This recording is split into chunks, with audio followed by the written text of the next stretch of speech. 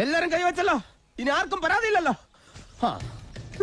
ഇതൊരു കാര്യം മറ്റേടത്ത് ഐഡിയ ആയിപ്പോയി. അവിടുന്നും കിട്ടി ഇവിടുന്നും കിട്ടി. കെ സുരേന്ദ്രൻ അവർകളെ ഇപ്പോൾ ഫേസ്ബുക്കിലൊന്നും കാണുന്നേ ഇല്ലല്ലോ.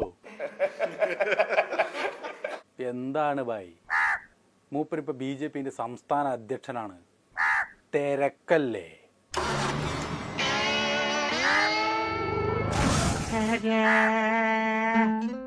അദ്ദേഹത്തിന്റെ പോസ്റ്റുകൾ ഒരുപാട് ആരാധിക്കുന്ന ഫാൻസാണ് ഞങ്ങൾ. അദ്ദേഹത്തിന്റെ സൂപ്പർ ഹിറ്റ് പോസ്റ്റുകൾ ഒന്നുകൂടി കാണിക്കാമോ?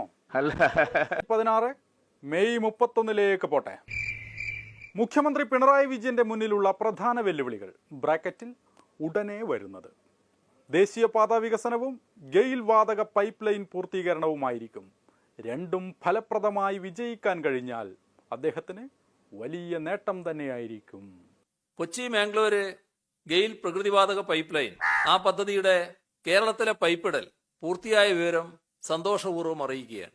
സുരേട്ട, ഗെയിൽ പദ്ധതി പൂർത്തിയായി എന്ന്? അല്ല, ഗെയിലിന്റെ കാര്യത്തിൽ ഞാൻ എപ്പോഴും ഗെയില്, ദേശീയപാത വികസനം, അതൊക്കെ രാഷ്ട്രീയത്തിനപ്പുറത്ത് നാടിന്റെ വികസനം. പോസ്റ്റിന്റെ അവസാനം നേരത്തെ വായിച്ചില്ല കേട്ടോ, വായിക്കാം. ഒരു പ്രവചനത്തിനും മുതിരുന്നില്ല. ഇതിൽ രണ്ടിലും വിജയിച്ചാൽ പിണറായി വിജയൻ നിശ്ചയദാർഢ്യമുള്ള നേതാവാണെന്ന് സമ്മതിക്കേണ്ടി വരും.